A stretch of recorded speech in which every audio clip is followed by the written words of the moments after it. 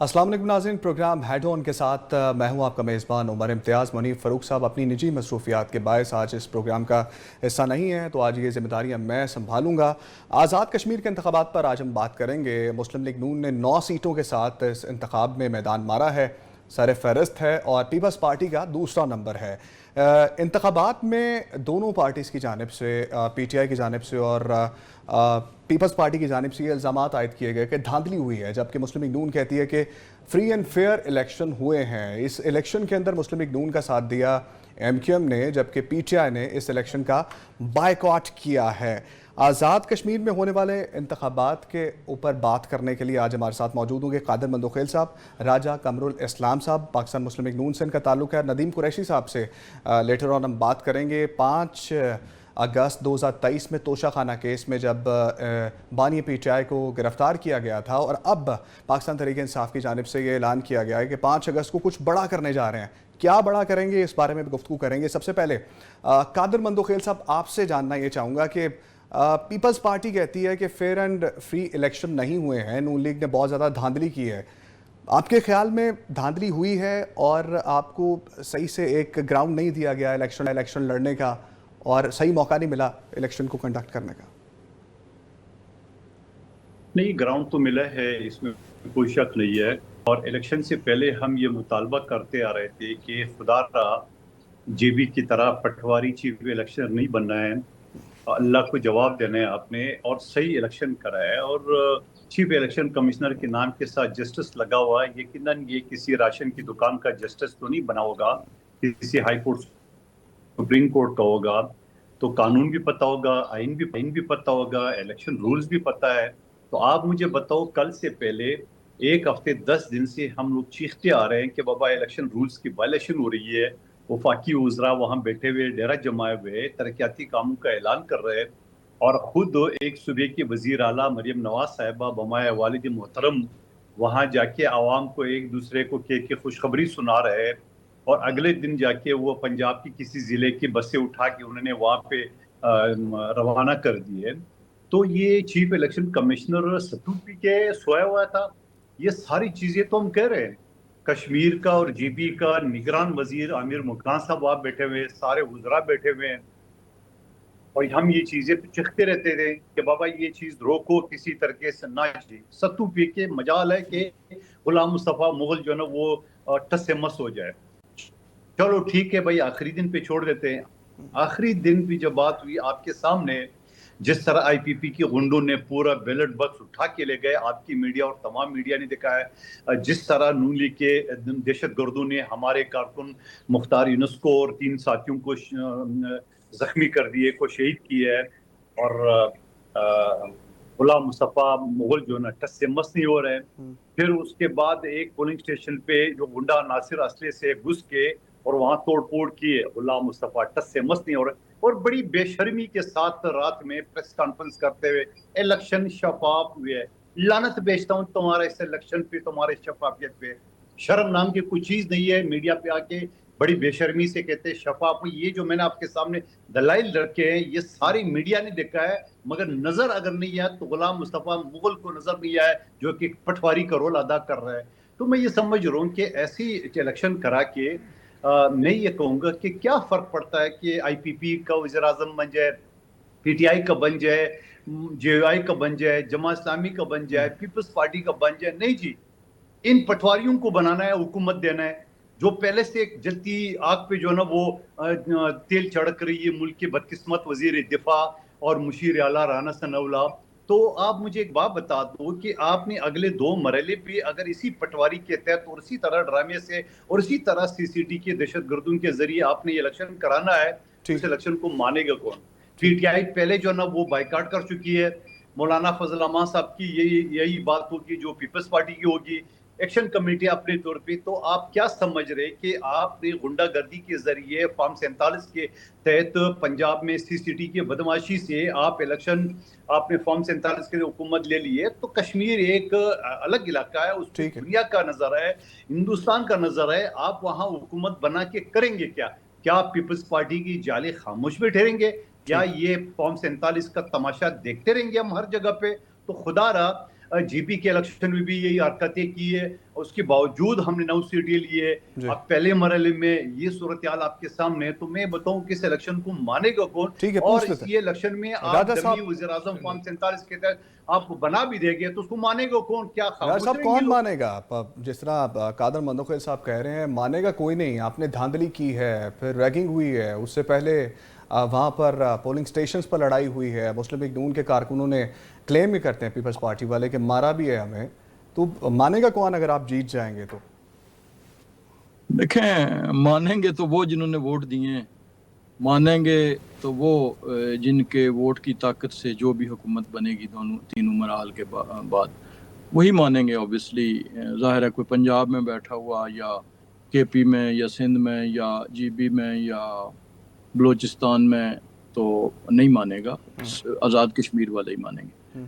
अब मसला ये है कि देखें, ये बात मेरे भाई ने कहा और हमेशा ये बड़े तामुल से और बड़ी खूबसूरत गुफ्तगू करते हैं।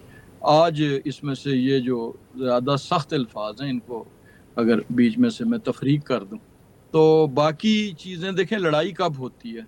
अगर लड़ाई हुई भी, कोई झगड़ा हुआ भी, इलेक्शन में झगड़े हो जाते हैं। हमें बहुत दुख है अगर कोई जान जो भी गई है और एक एक कीमती जान गई है, उसका यकीनन दुख है। लेकिन झगड़ा दोनों अतराफ से जाहिर है होता है, दोनों अतराफ से लोग ज़ख्मी होते हैं और इलेक्शन में ऐसी चीज़ें हो जाया करती हैं। उसमें मैं उसको सपोर्ट नहीं कर रहा, लेकिन सवाल सिर्फ इतना है और बड़ा मुख्तसर सा सवाल है कि हुकूमत किसकी है आज़ाद कश्मीर में? यानी जो डिप्टी कमिश्नर इस वक्त अजला में लगे हुए हैं, वो कोई चीफ इलेक्शन कमिश्नर ने तो लगाए नहीं है, वो वही हैं जो मौजूदा हुकूमत ने लगाए थे। जो एसपी ज़िलों में लगे हुए हैं, ये वही हैं जो मौजूदा हुकूमत ने लगाए थे और उस वक्त लगाए थे जब कोई इलेक्शन का ये जो डोल था ये डाला नहीं गया था। पहले इलेक्शन को मुलतवी करने की भी बातें होती रही और काफ़ी टाइम तक ये लग रहा था कि शायद ये इलेक्शन नहीं होंगे।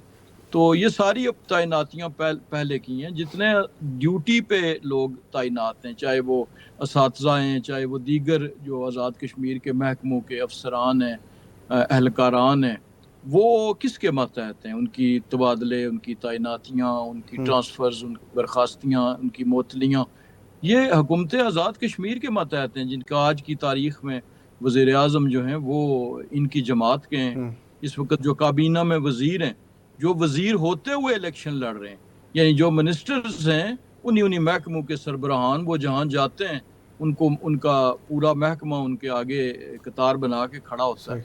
वो इलेक्शन लड़ रहे हैं तो वो वहाँ पे धांधली नहीं है, वहाँ पे वो क्या कोई इलेक्शन कवायद की चलें, कानून में निगरान हुकूमत नहीं है, लेकिन अखलाक में तो है। अखलाकियात में तो इलेक्शन में जाने से पहले जो है वो इलेक्शन में वो ओहदे पे बरजमान नहीं होने चाहिए। लेकिन वो कैंडिडेट्स जो हैं वो मिनिस्टर भी हैं और कैंडिडेट्स भी हैं वज़ीर आज़म समेत।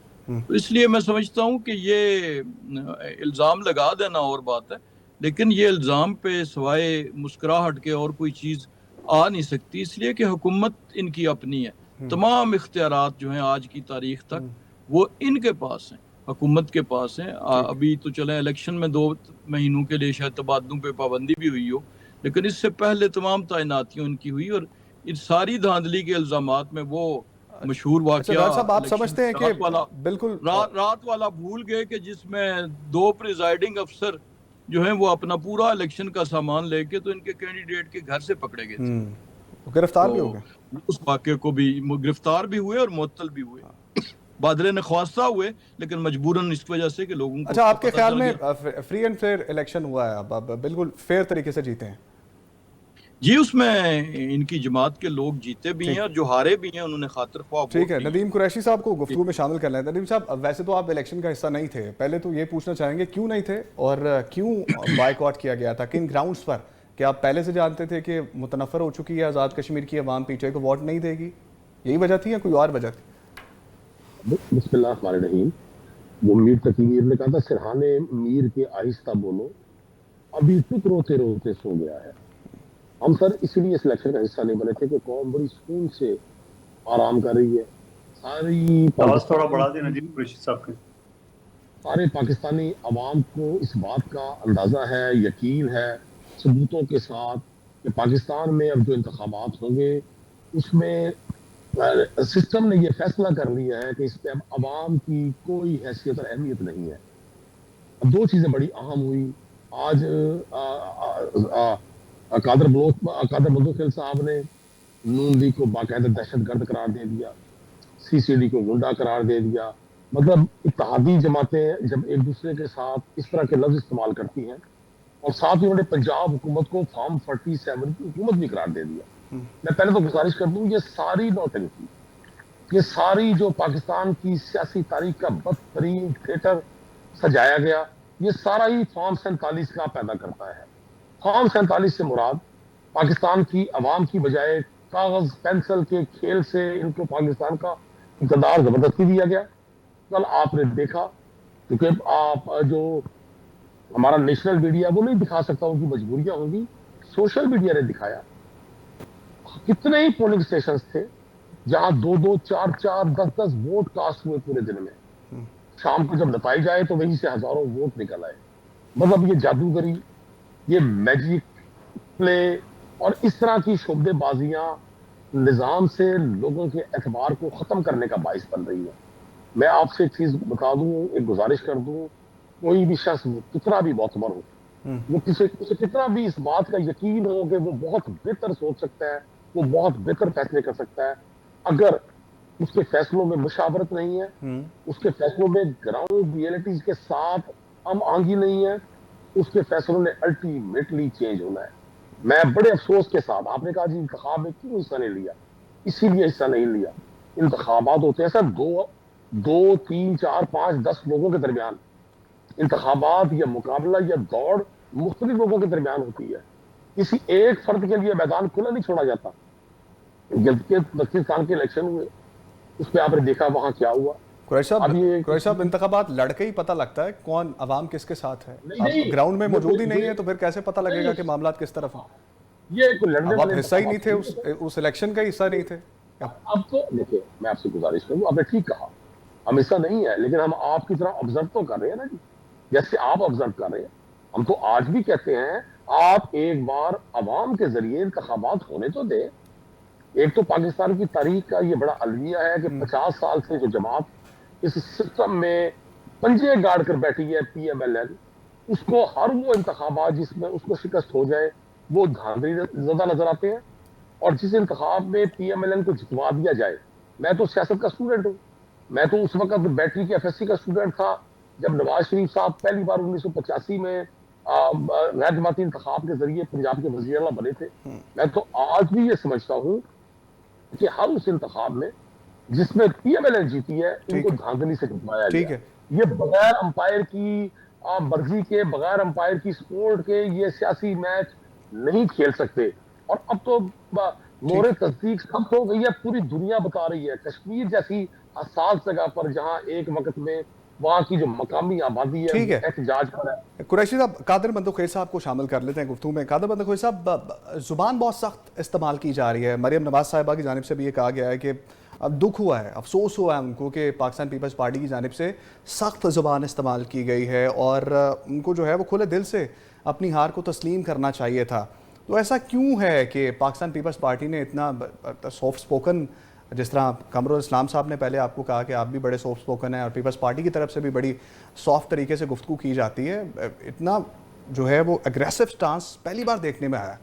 नहीं, मेरे ख्याल में मैं हमेशा जो ना सच बात जो ना वो इसी तरह अंदाज में करता हूँ और यकीनन मेरे को बुरी लगेगी ये सारी बातें जो मैं कर रहा हूँ, लेकिन मैंने एक कानून और आइन की तालिब इल्म की हैसियत से सारी चीज़ें मैंने दलाइल के सामने आपके सामने पेश की है। मैंने कोई अपनी तरफ से नहीं कहा।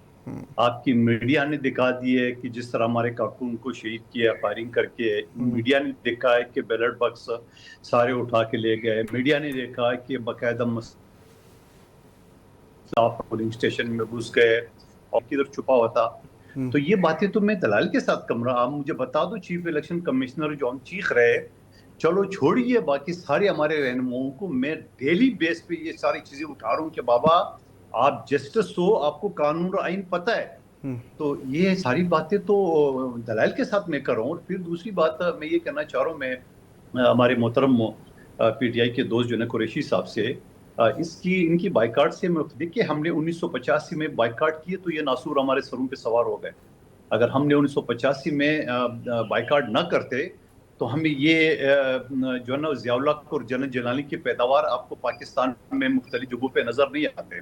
और फिर हम ये कहते हैं, जो बिलावल भुट्टो साहब ने आज कहा, कि रियासत को सोचना चाहिए कि अगर ये ज़बरदस्ती मुस्लिम लीग नून को जितवाना चाहते हैं तो फिर ये ज़रा सोचे कि फिर होगा क्या।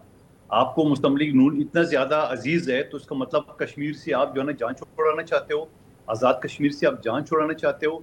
तो ये सारी चीज़ें तो हम दलाल के साथ कर रहे हैं। और फिर मैं दोबारा रिपीट करता हूँ, रात में रिजल्ट नून लीग के हवाले करके और 2 सीटें अभी भी गुलाम मुस्तफ़ा मुगल ने अपनी जेब में रखी है, तो मुझे लग रहा है वो आईपीपी को देंगे उनको एडजस्ट करने के लिए कि चलो भाई तू भी ले ले।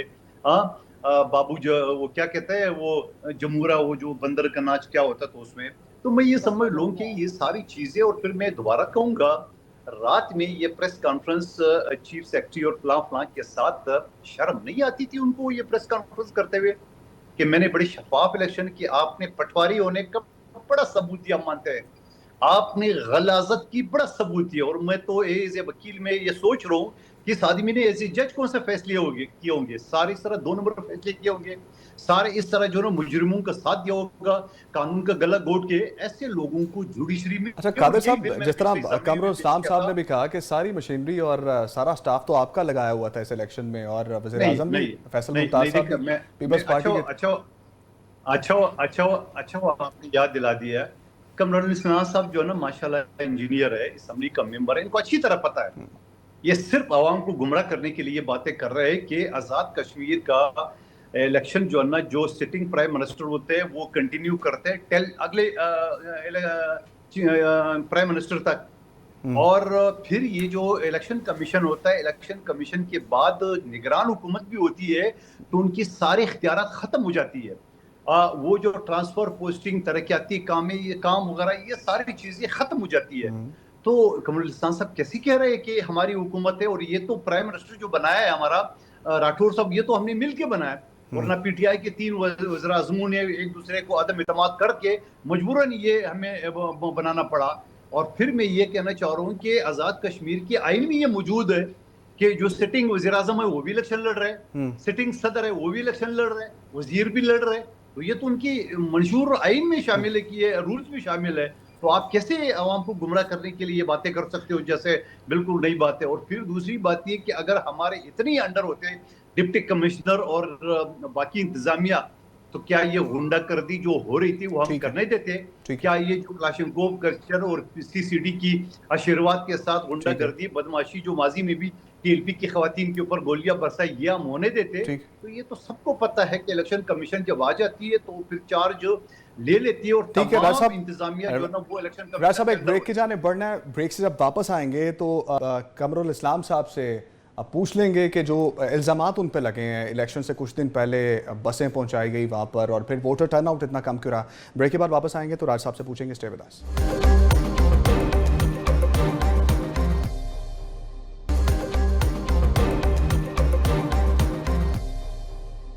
वेलकम बैक जी, एक बार फिर से आपको खुशामदीद कहते हैं हेड ऑन में। और ब्रेक से पहले हम बात कर रहे थे कादिर मंदोखेल साहब से। राजा कमरुल इस्लाम साहब, जिस तरह कादिर मंदोखेल साहब ने कहा कि आप लोगों ने बहुत ज़्यादा नाजायज़ फ़ायदा उठाया है और इलेक्शन से बिल्कुल थोड़ी देर पहले रिलीफ देना, फिर बसें पंजाब के किसी शहर से उठाकर वहाँ पर पहुँचा देनी। जिस तरह शहरी नुमान साहिबा ने भी कहा, मसला नहीं है, उनको बसें मिलनी चाहिए, लेकिन ये वक्त ठीक नहीं था। आपके ख्याल में क्या ये वक्त ठीक था इस पॉइंट पर जब इलेक्शन बहुत करीब थे, उनको बसें पहुंचाई गई? दूसरा सवाल इसी में ऐड कर दीजिए, वोटर टर्न और इतना कम क्यों था? देखें, 3 चीजें इसमें आपने पूछी। पहली तो ये है कि जो फायदा था वो कौन सा उठाया हमने। मैंने ये नहीं कहा था कि यानी इलेक्शन से हफ्ता पहले या 15 दिन पहले डिप्टी कमिश्नर लगाए। मैंने ये कहा था कि इलेक्शन शेड्यूल के बाद चूंकि ट्रांसफर पोस्टिंग पे पाबंदी होती है, लेकिन ये जितने लगाए हुए लोग हैं अफसरान SHO समेत, ये इनकी हुकूमत के लगाए हुए हैं, यानी SPs DCs, और उनमें तो तबादले तो नहीं हुए। इलेक्शन कमिश्नर ने तो कोई ट्रांसफर नहीं की। तो मैंने सिर्फ इतनी गुजारिश की थी और वो स्टिल वही हैं, इसको कहीं भी रिकॉर्ड से वेरीफाई किया जा सकता है। अब जहाँ तक बसों का ताल्लुक है, बसेस चूंकि मरियम नवाज शरीफ साहिबा ने अनाउंस की थी कि हम कश्मीर को देंगे तोहफे में कश्मीर के लोगों के लिए, और वो बसें फिर पता चला कि चीफ इलेक्शन कमिश्नर ने उनको इम्पाउंड भी कर लिया, और वक्त शायद हो सकता है कि उनका इस वक्त मुनासिब ना हुआ हो, लेकिन बहरहाल वो एक अच्छी नीयत से भेजा गया था। और जहाँ पे जब वुज़रा की बात करते हैं तो इनके वुज़रा भी आए हुए थे, सिंध से वुज़रा आए हुए थे, जो जिन्होंने कैंपेन भी की, जिन्होंने प्रेस कॉन्फ्रेंसेस भी की, और इलेक्शन की हार के बाद जब ये कहा जाए कि जी चूँकि हम इलेक्शन हार चुके हैं लिहाजा अब हमें नहीं काबिल कबूल, अब रियासत को आंखें खोल लेनी चाहिए। ठीक। अब अगर अगर फॉर्म 47 की भी बात है तो क्या फॉर्म 47 अब इलेक्शन की इस शिकस्त के बाद नजर आए? इससे पहले किसी को इस बारे में इल्म नहीं था, या ये कहीं रात को ही जो है इसका ये राज आश्कार हुआ है गुज़श्ता जब रिजल्ट आ रहे थे कि ये फॉर्म 47 है? तो मैं समझता हूँ कि इलेक्शन में जहाँ जीत को हजम करना भी एक जमहूरी सोच का जो है वो एक ज़रूरत होती है, जमहूरी अप्रोच की, वहाँ हार को जब्त करना, हार को बर्दाश्त करना, ये भी जिस तरह एक स्पोर्ट्समैन स्पिरिट खेल में होती है, इस तरह सियासत में भी खुले दिल के साथ उसे करना चाहिए, आवाम के फैसले को कबूल करना चाहिए। देखें, जीबी में जो है वो इनकी पार्टी जीती, और इलेक्शन से पहले इसी किस्म की आखिरी दिनों में इसी किस्म की जो है वो जुबान इस्तेमाल हो रही थी, लेकिन जब जीती, जैसे इनकी नशिस्तें थोड़ी सी हमारे से ऊपर गई तो फौरी तौर पे वज़ीर आज़म ने, फौरी तौर पे पाकिस्तान मुस्लिम लीग नून ने मुबारकबाद पेश की और कहा जी कि आपका राइट है। वो एब्सोल्यूट मेजॉरिटी नहीं थी, सिंपल मेजॉरिटी नहीं थी, लेकिन ये कहा जी ठीक है, आप हुकूमत बनाना आपका हक है और आप हुकूमत बनाएं, और उसको उसकी कोशिश नहीं की, दस्तबरदारी इख्तियार की। और मुस्लिम लीग नून तो इन हालात में हुकूमत बनाने की उस वक्त भी कायल नहीं थी जब केपी में 2013 के इलेक्शन में आसानी के साथ ये यूआई के साथ मिलकर हुकूमत बनाई जा सकती थी। तरीके इंसाफ को उस वक्त सिंपल मेजॉरिटी हासिल नहीं थी 2013 में, लेकिन मियां नवाज शरीफ ने और मुस्लिम लीग नून ने फैसला किया कि चूंकि बड़ी पार्टी है, जमहूरी रवायात के मुताबिक हुकूमत बनाने का हक इनका है, और उन्हें वो हक उस वक्त 2013 में दिया गया। इसी तरह जीबी में उसको कहा गया, और अभी भी इलेक्शन कोई एंड नहीं हुए, एक डिवीजन में हुए हैं, 2 डिवीजन बाकी हैं।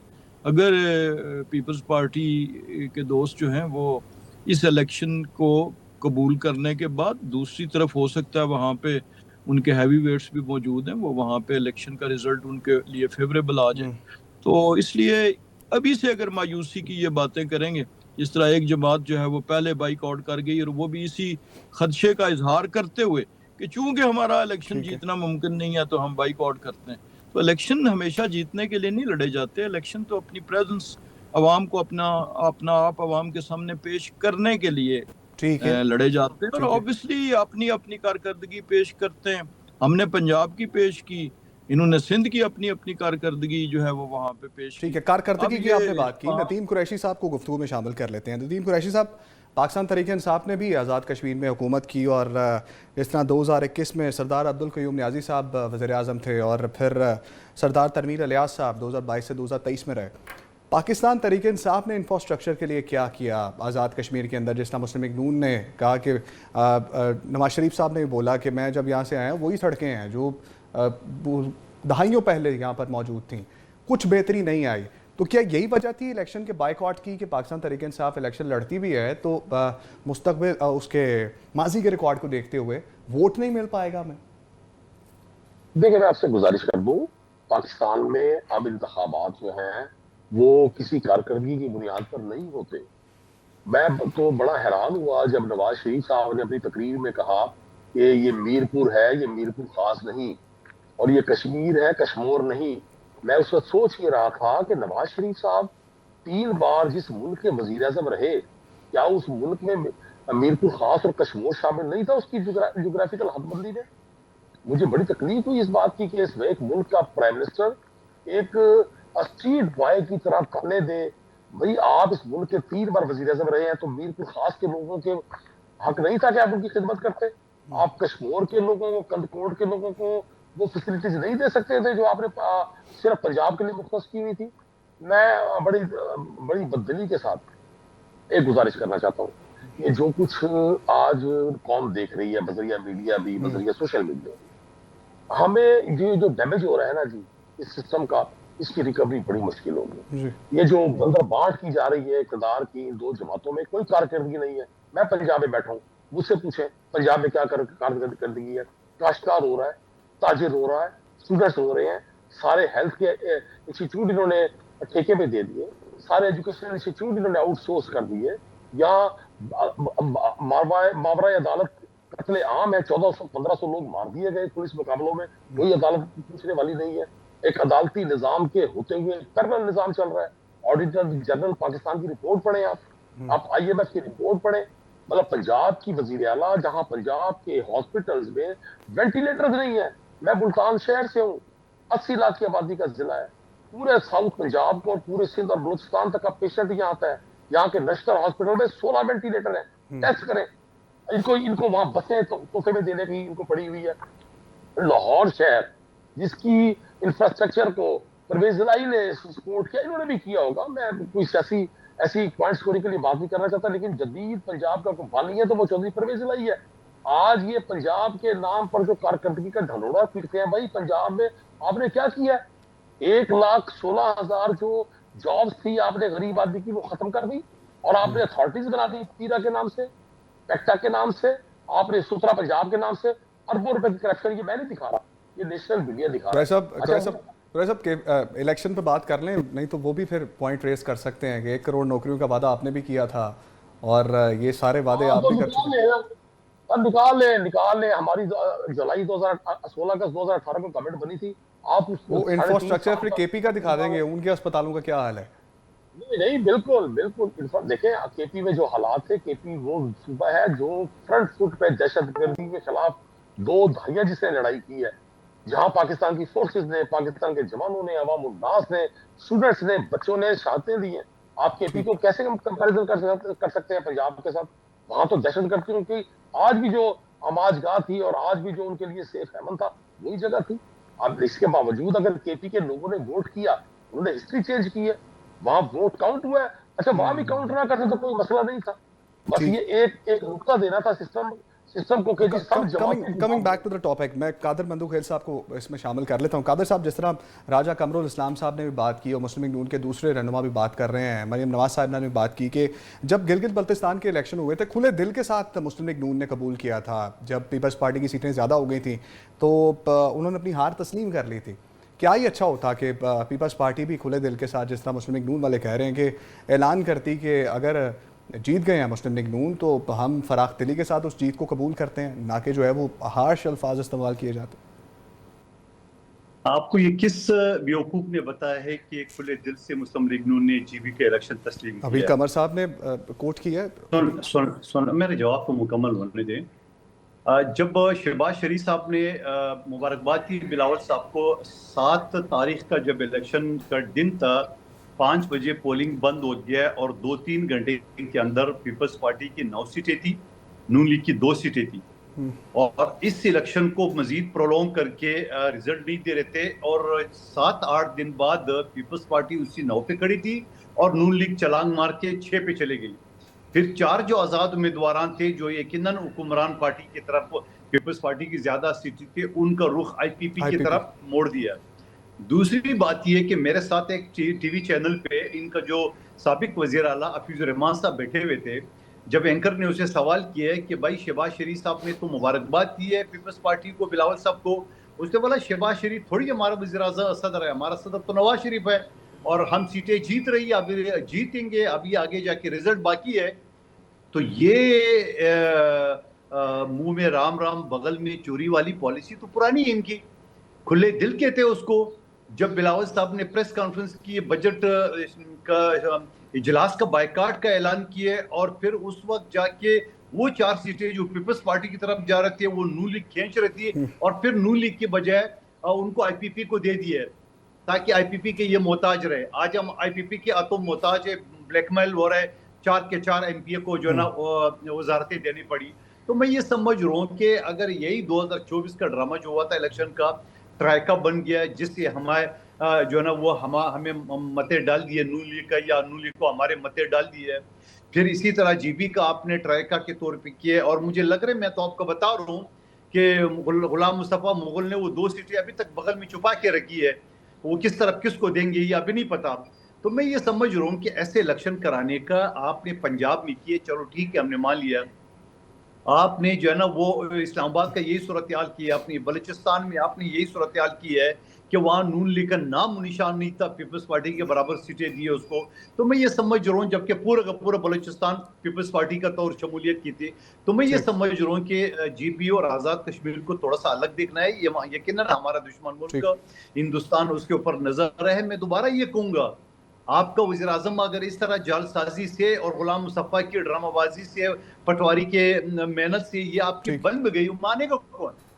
ना पीटीआई मानेगी, न जेयूआई मानेगी, न जमा इस्लामी मानेगी, न पीपल्स पार्टी मानेगी, न वो एक्शन कमेटी मानेंगे जो एहतजाज पे बैठे हुए। ठीक है, तो मैं ये समझ रहा हूँ कि सारी चीजों को क्या फर्क पड़ता है कि अगर आजाद कश्मीर के इलेक्शन में जमा इस्लामी जीत जाए, ठीक है, पीटीआई जीत जाए, वो जीत जाए, आईपीपी जीत जाए, चलो कमरुल इस्लाम साहब से पूछेंगे। और एक आपकी इस तमाम गुफ्तगू से एक सवाल मेरे जहन में आया है जो ब्रेक के बाद मैं पूछूंगा कि जीबी इलेक्शन हुआ और फिर जो आज़ाद कश्मीर इलेक्शन हुआ, इलेक्शन से पहले एक दूसरे पर तनकीद की गई, क्या ये तनकीद का सिलसिला प्रोलॉन्ग होगा? वफाक में इसका कुछ असर नज़र आएगा पाकिस्तान तहरीक इंसाफ पीपल्स पार्टी और मुस्लिम लीग नून के दरमियान?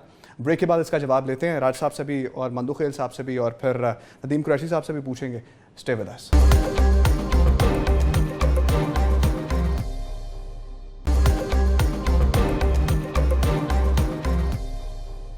वेलकम बैक जी, एक बार फिर से खुशामदीद कहते हैं। राजा कमरुल इस्लाम साहब, क्या वजह है कि हमने देखा जीबी इलेक्शन से पहले तनकीद की गई मुस्लिम लीग नून की से पीपल्स पार्टी पर, पीपल्स पार्टी की जानिब से मुस्लिम लीग नून के ऊपर, और फिर आज़ाद कश्मीर इलेक्शन में भी यही सिलसिला जारी रहा।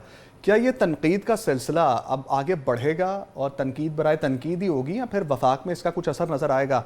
वहाँ पर भी चपकलिश बढ़ती नज़र आ रही है, वहाँ पर भी क़ुर्बतें जो हैं वो दूर होती नज़र आ रही? तनकीद जो है ये इलेक्शन का एक लाजमी आउटकम। जब आप दो जमातें इलेक्शन लड़ रही हैं और आपस में एक दूसरे के खिलाफ लड़ रही हैं, तो जाहिर है दोनों जमातों ने अपनी अपनी कारकर्दगी को बेहतर बना के पेश करना है अवाम के सामने, ताकि अवाम उन्हें वोट दें। तो वो एक तो अपनी कारकर्दगी को, यानी वो अपना जो वोट के लिए अपने आप को हकदार साबित करने के दो ही तरीके ना, या आप कहते हैं कि मैंने ये काम किया, और दूसरी तरफ आप कहते हैं कि ये काम दूसरे ने नहीं किए जो उसे करने चाहिए। तो ये तनकीद में ले लें उसको, इलेक्शन की कैंपेन का। मतलब आप कहना चाह रहे हैं कि ऊपर ऊपर से बस, अंदर से कुछ नहीं? ऊपर से नहीं, ये हर इलेक्शन में देखें, इलेक्शन वो वाहिद चीज है जिसमें नूरा कुश्ती नहीं हो सकती। उसकी वजह यह है कि कादर साहब से पूछ लूं क्विकली, फिर मैंने नहीं, मुझे एक जुमला कहने दें। दूसरी जो इंकशाफ किया अभी मंदो खेल साहब ने, ये बड़ा दिलचस्प है। क्या इनके वजीर आला भी कहेंगे कि वो अपने ऑनरेबल कैबिनेट मेंबर्स के हाथों ब्लैकमेल हो रहे हैं, यानी जिनके साथ आपने इत्तेहाद किया उनके हाथों? और अगर क्या जमहूरी पार्टी को ब्लैकमेल हो के हुकूमत बनानी चाहिए? हुकूमत का क्या इतना ज्यादा जरूरत है, इतना ज्यादा लालच होता है कि आप जो हैं वो ब्लैकमेल हो के और अपनी मर्जी के खिलाफ किसी को अपनी कैबिनेट का हिस्सा बना लें और उसका फिर बरमला टॉक शोज में? ठीक है, कादर साहब क्विकली अपना टेक दे दीजिए ये इख्तलाफात के ऊपर, जिस तरह कमर साहब ने बोला कि ऊपर से मामला था।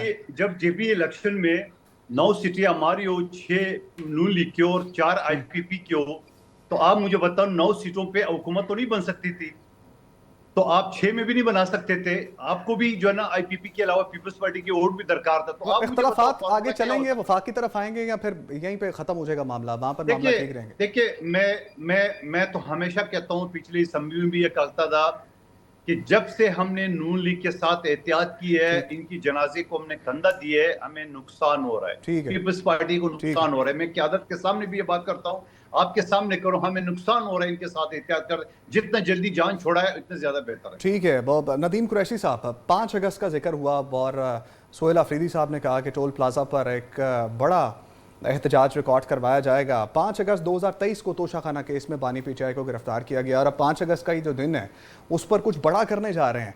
पहले तो ये वाजे कर दीजिए, क्या ऐसा बड़ा करेंगे कि अब बानी पीटीआई जेल से बाहर आ जाएंगे? देखिए, जेल से बाहर तो उन्होंने इंशाल्लाह आना है, किसी भी शख्स के साथ एक हद तक जुल्म और ज्यादती कर सकते हैं।